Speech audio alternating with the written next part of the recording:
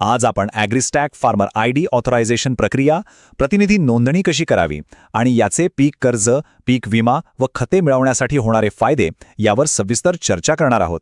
यामुळे संपूर्ण शेतकरी वर्गाला आणि विशेषतः दुसऱ्याची जमीन कसणाऱ्या भाडेपट्टाधारक शेतकऱ्यांना खूप मोठा दिलासा मिळणार आहे.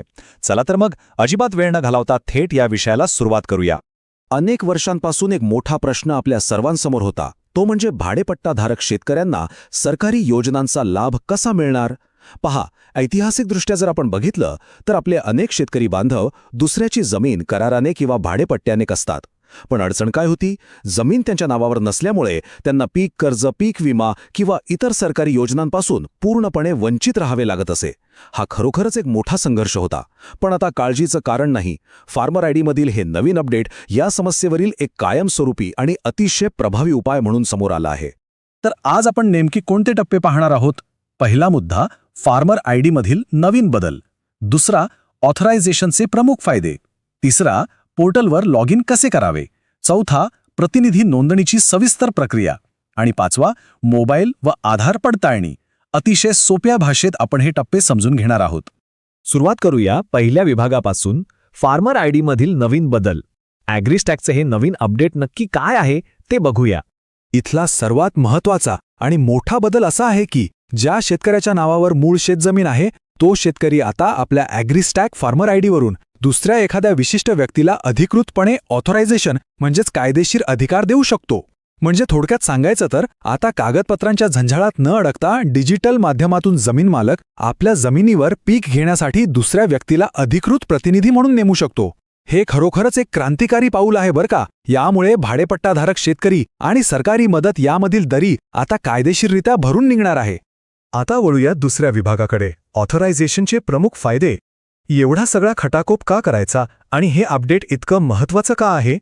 तर पहा, भाडेपट्टाधारक शेतकऱ्यांसाठी आता अक्षरशः अनेक दरवाजे खुले झाले आहेत. हे ऑथरायझेशन केल्यामुळे मिळणारे फायदे अत्यंत लक्षणीय आहेत.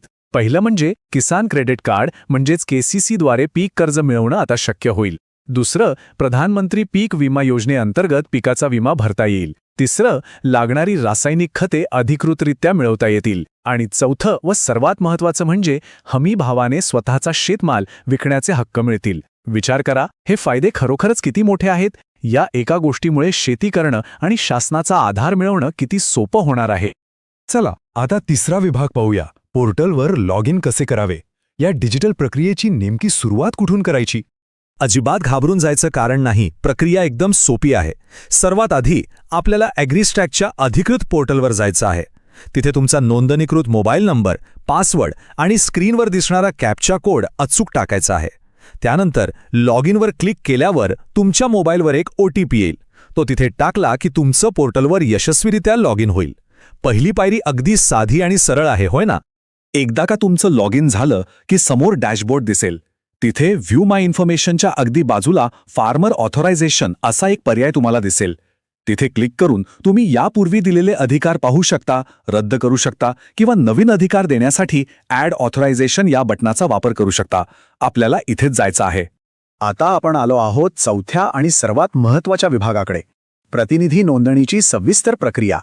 हा प्रतिनिधी नक्की जोडायचा कसा? ॲड ऑथरायझेशनवर क्लिक केल्यानंतर प्रतिनिधीला जोडण्यासाठी सिस्टम तुम्हाला 2 उत्तम पर्याय देते. पहिला पर्याय आहे फार्मर आयडी.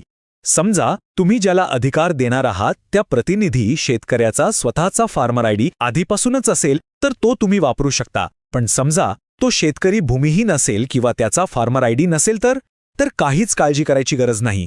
दुसरा अत्यंत सोयीचा पर्याय म्हणजे तुम्ही थेट त्यांचा आधार नंबर वापरून ही नोंदणी पुढे नेऊ शकता. आत्ता समजा तुम्ही आधार नंबरचा पर्याय निवडला तर पुढची प्रक्रिया कशी असेल? स्टेप 1, प्रतिनिधीचा आधार नंबर टाका आणि त्यांची माहिती सिस्टीममध्ये मिळवा. स्टेप 2, पीक विमा, कर्ज किंवा खते यापैकी तुम्हाला नेमक्या कोणत्या योजनांसाठी त्यांना अधिकार द्यायचे आहेत ते निवडा. आणि स्टेप 3, तुमच्या फार्मर आयडीशी जोडलेल्या जमिनींपैकी ज्या विशिष्ट जमिनीवर म्हणजेच 7/12वर हे अधिकार द्यायचे आहेत ती जमीन यादीतून अचूकपणे निवडा. ही निवड एकदम अचूक असणं खूप गरजेचं आहे बरं का. इथे एक अतिशय महत्त्वाची आणि फायद्याची गोष्ट लक्षात ठेवायची आहे. अधिकार देताना सेल्फ अँड ऑथराइज्ड रिप्रेझेंटेटिव्ह हा पर्याय निवडणं सर्वात श्रेयस्कर ठरतं. असं का? कारण यामुळे मूळ जमीन मालकाचे स्वतःचे अधिकार पूर्णपणे अबाधित राहतात आणि त्याचवेळी भाडेपट्टाधारकालाही ते अधिकार मिळतात. म्हणजेच मूळ मालकाचं कोणतंही नुकसान होत नाही आणि दोघांचंही हित व्यवस्थित जपलं जातं. आणि एक अत्यंत रंजक गोष्ट म्हणजे हे ऑथोरायझेशन काही कायमस्वरूपी नसतं. हे अधिकार एका विशिष्ट कालावधीसाठीच दिले जाऊ शकतात. पोर्टलवर तुम्हाला सुरुवातीची आणि शेवटची तारीख निवडण्याचा पर्याय मिळतो, ज्यामुळे तुम्ही 5 दिवस, महिनाभर किंवा ठराविक 11 महिन्यांसाठी हे अधिकार देऊ शकता. तुम्ही ठरवलेला हा कालावधी संपला की ऑथोरायझेशन आपोआप संपुष्टात येतं आणि जमिनीवर मूळ मालकाचं पूर्ण नियंत्रण कायम राहतं. मालकांसाठी ही खूप मोठी दिलासा देणारी गोष्ट आहे. आता आपला शेवटचा 5वा विभाग, मोबाईल आणि आधार पडताळणी. हे ऑथोरायझेशन पूर्णपणे सुरक्षित कसं करायचं ते पाहूया. सिस्टीम सुरक्षेच्या बाबतीत अगदी कडक आहे. जोपर्यंत समोरच्या प्रतिनिधीची खात्री केली जात नाही तोपर्यंत सिस्टीम तुम्हाला पुढे जाऊ देत नाही. यासाठी स्टेप 1 मध्ये तुम्हाला प्रतिनिधी शेतकऱ्याचा मोबाईल नंबर टाकावा लागतो आणि स्टेप 2 मध्ये त्यांच्या मोबाईल नंबरवर आलेला OTP पोर्टलवर टाकून व्हेरीफाय करावा लागतो. यातून योग्य व्यक्तीलाच अधिकार दिले जात असल्याची 100% खात्री होते आणि कोणत्याही प्रकारच्या फसवणुकीला आळा बसतो.